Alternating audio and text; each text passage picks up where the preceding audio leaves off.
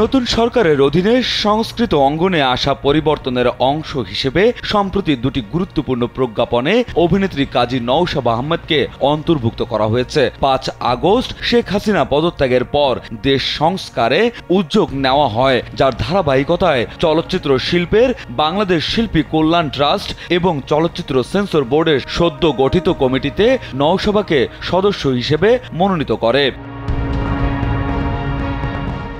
এই উপলক্ষে নওশাবার প্রতি অভিনন্দন ও স্বস্তি প্রকাশ করেছেন অনেকেই, বিশেষ করে তার অতীতের কষ্টের পর বিগত সরকারের সময় তাকে বিভিন্নভাবে নিগ্রহ ও নির্যাতনের শিকার হতে হয়েছিল। গ্রেপ্তার, রিমান্ড, জেল ইত্যাদি। আর নয় সৌন্দর্য নিয়ে চিন্তা, এবার নিজেকে সুন্দর করে তুলুন স্টাইল ম্যানিয়াক্সের সাথে। তার উপর শিল্পী মাধ্যম থেকেও ঠকানো হয়েছিল এই অভিনেত্রীকে। একই দিনে দুটি গুরুত্বপূর্ণ দায়িত্ব পাওয়া নিয়ে উচ্ছ্বাসিত নওশাবা বলছেন, এটা অনেক বড় দায়িত্ব। একদিনে দুটি দায়িত্ব পাওয়ার খবর পেয়েছি। আমার বাবা বলতেন, তুমি যেমন মানুষ তেমন সম্মান পাবে। মনে হচ্ছে বাবার কথাটাই সত্যি হয়েছে। আমি কোনো দলের লোক নই, সুতরাং সাধারণ মানুষের কথা চিন্তা করে সবাইকে সঙ্গে নিয়ে ঠিকঠাক কাজ করে যাব।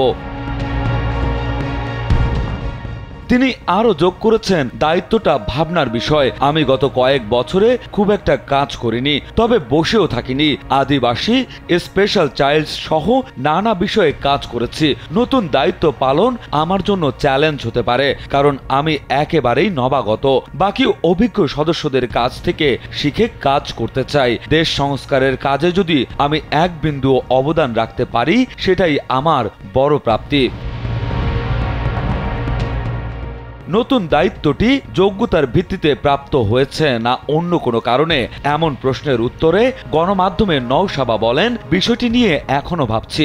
আসলে পুরো কাজটা প্রসেসের মাধ্যমে যেতে চাই, সময় সবকিছু পরিষ্কার করবে। রাজু আহমেদ, কালবেলা।